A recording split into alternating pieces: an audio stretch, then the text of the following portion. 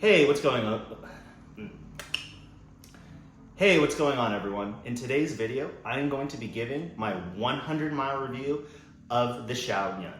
The paces I put it through, the range, all of that will be covered in this video. But before I get into that, I do want to give you a little bit of an overview about me and my preferences. So I am 5'11", I weigh between 195 and 200 pounds, and I generally agree with shoes that are stable neutral. So shoes that have a bit of a wider platform, something that'll provide really more of like that medial stability, because sometimes, especially when my legs start to fatigue, my ankles will collapse in a little bit more. So anything that can help on that medial side is really beneficial. But with that being said, I do want to cover right before I go into the upper midsole and the value is what I use this for. So originally I thought this was just going to be a really good daily trainer. And so that's what I was using it for initially. But over the course of my time owning this shoe and running in it, I've done workouts in this shoe, I've done long runs in this shoe, and it's performed beautifully across all those ranges and paces. So without further ado, let's get into the actual upper itself. So when we look at the upper here, it's a very basic upper. I mean, just to be quite frank, this is, I believe, their second shoe from Dynafish. They had another shoe called the Xiaonian, which was a little bit lower stack. I believe it was more of that traditional Piba plated shoe. And I've seen good reviews on it, but this is the one that I think has really put them on the map. But that being said, they are newer. And so with that, it doesn't have the, we'll call it, refinement that some of the more established legacy brands are, like the Sauconys, the Nikes, that really are known to just have those gold standard uppers. But with that being said, there's some really good positives from this upper. So first of all, it's very roomy. I have a slightly wider than average foot, and this shoe fits me very well.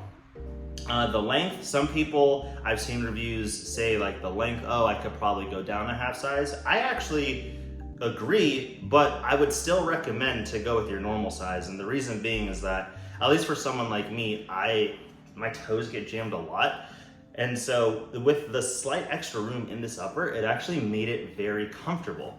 Other things to note though, from the fit standpoint, is that it's very generous through that forefoot, but really it does taper well through the midfoot and when you get closer to the heel. And then with that being said, the heel collar, I mean, it's not very structured, but it's not unstructured like a racer necessarily.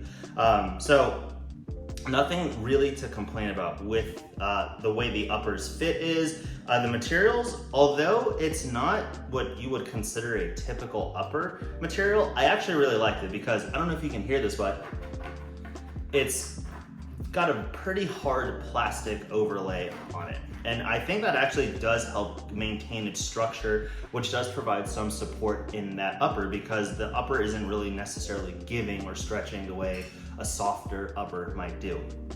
And so the other thing I did want to call out here is that, I just never thought to mention it, but I think I will moving forward, is what is the weight distribution of the shoe? So a lot of other shoe tubers, they'll just give you either their unique sizing, weight, or they'll just give whatever the company gives as the weight. So I'll include that up here. But I think a much more important way to look at the weight is the overall weight distribution. And this is something that might be biased towards me, but it comes from my background in tennis, because a tennis racket, depending on where the weight is, whether it's in the head of the racket or in the handle, that's actually going to change how the racket feels in hand. And much like that, I look at that the same way with running shoes. How is the actual weight distribution? Does the shoe feel bottom heavy, or does it have more of like that evenly balanced weight distribution? Because a shoe can be light, but if the upper weighs like a feather and all the weight's in the midsole, it might still give you that bottom heavy sensation. And so I'm glad to report, when it comes to the upper here, it's the ideal weight distribution. It doesn't feel like it's necessarily biased towards the midsole, or it's not very top heavy to where you feel like, you know, the upper is going to be suffocating your foot with trapping heat in. So really good for the upper. I really don't have any complaints. You also, as you can see here, as I do with all my shoes, I lace lock. Really good lockdown overall. I'm gonna have to give this upper a 9 out of 10. It's a solid upper, it's forgiving, it should accommodate a lot of people. I know some people who have 2E wide feet and they can get away with this shoe. And I think that's just a testament to the accommodation of the shoe. And you can still cinch it down, right? I mean, you can see here, right? I tie them pretty tight. But yeah, 9 out of 10, phenomenal upper. Now let's go on to the midsole. And this is the big part of the shoe that everyone's been talking about. This is supposedly the same material, comes from the same factory as the Adidas Evo SL, and I can see exactly why people believe that. Because I've had 2 pairs of Evo SLs, and unfortunately, as I mentioned in the beginning with my medial stability needs, those shoes just never really worked for me. They always ended up causing some inner ankle pain, and so I would get 1 or 2 runs in them, and then my ankles would be shot for the week. So that's not the problem here. The Dynafish Xiaonian, as you can see, it has a very wide forefoot, and it still has, and thank God they didn't mess it up, because a lot of running shoe companies have been doing this thing where like they'll have some kind of medial cutout. They keep the medial cutout in here, and it works very well. So it has that nice, and as you can see, it's got that nice rocker geometry, that midsole foam. I mean, it's pure Goldilocks. It reminds me of the density in a good way, the responsiveness and the way it absorbs pace from the Evo SL. But whether it's through the foam itself or the geometry, it gives me that explosive feel of the Asics Mega Blast, which was one of my favorite shoes of all time. And this shoe just does it amazingly well, but with a better geometry. I don't understand why Asics doesn't have a shoe like this in their lineup when it comes to the Super or the Mega Blast. This geometry should be considered gold standard as far as I see it. It's smooth. As I mentioned before, I'm a very rough heel striker, and you can see my right heel is already smoothing out quite a bit, but for 100 miles, this is actually very good. I haven't even gotten down to that second layer yet. And then as you can see here, I mean, there's nothing back on that heel, right? It's actually kind of insane, like how different my feet strike, and you can just tell from the wear pattern and how there's none back here on my left shoe. And it just feels so good for both of my feet, and so I think that's just, again, a testament to that midsole. The one comparison that I would make it to is this midsole reminds me of the Hoka Cielo X1 3.0, but without a plate. This is what I would consider the epitome of a super trainer. Like, think back to when the Saucony Endorphin line first came out, when they had the Pro and the Speed was supposed to be the trainer to the Pro. This shoe, with all the workouts that I have put it through, like, this feels like this shoe should have been the Hoka Cielo X1 3.0 trainer equivalent, but without a plate. And I'm talking, I have dropped a 5:30 pace for a 200-meter repeat in this shoe at the end of a workout. That's how good this shoe is. It's so responsive, it's so explosive. When I think reactive, this is one of those shoes, especially for a super trainer, that does it all. It's a very reactive foam in the best way possible, especially at my size, and especially as the shoe has broken in as well. It's only gotten better with time. And so with that being said, let's talk about the value now. So as I mentioned, this is what I consider the epitome of a super trainer to be. As I had mentioned previously, when we look at super trainers, there's 2 ends of the spectrum now. It seems very polarized. It's either you have that one super trainer do-it-all that can handle your daily paces up to potentially even racing in, or you have the other end where it's just a weapon when it comes to one specific category like the street fly. This shoe, to me, is the gold standard for the all-arounder super trainer. It does everything phenomenally well. I took it out for a 12-mile easy run this past Saturday. It was bopping along at, I think my paces ended up being around like an 8:40 pace for the 12 miles. Just to get my recovery miles in, it was a down week. But like I said, 2 weeks ago, I did a workout in this shoe where I hit a 530 rep at the end of a workout on tired legs in 90% humidity. This shoe's range is ridiculous. And for that alone, that's just putting it near the top of the list. But what makes it even better is its price. You can now get this shoe for about $130, and it looks like there's going to be a lot more distribution here in the United States, which is great. I know there's Supwell is selling it. I know there's a few others. Pick and choose whomever you want, support whomever you want. I think at the end of the day, it's a win of a shoe all around. And so for the value, I would have to give this a 9 out of 10.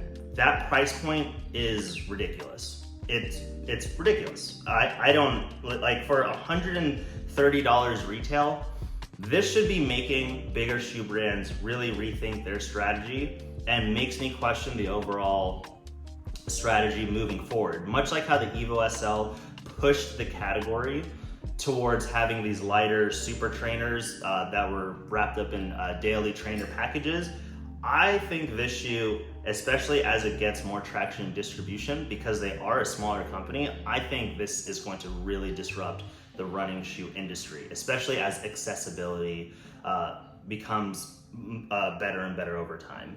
And if I didn't say so before, my apologies, but the midsole, as I greatly admire, is a 9 out of 10 as well. So the overall rating for this shoe is a 9 out of 10. I think this is one of the best shoes you can get on the market today. I mean, it's just insane. The price, the range of paces you can put it through, the way it can handle force even at my heavier size. I mean, at 100 miles, I think I can get 100 more out of these. These feel great. These feel just as good at 100 miles as they did at 30 miles. And the reason I said 30 miles and not 0 miles is because I think there is a slight break-in because it is a little bit firmer, but once it breaks in, it's really nice. And so closing thoughts, let's go over the good, the bad, the ugly, the beauty. The good is it's now becoming more and more accessible.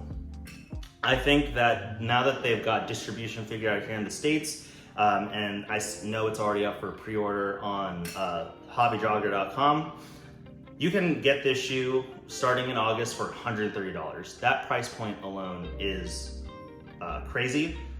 And so I think that's just really good. I just have to shout that out. And I know a lot of people are gonna be, and I guess that we'll say this is the bad. A lot of people are complaining, $130, I can get this on Taobao for $60 or $70. And it's like, that's good. I'm glad you can get it for cheaper. You should. You can also get the Evo SL for way cheaper.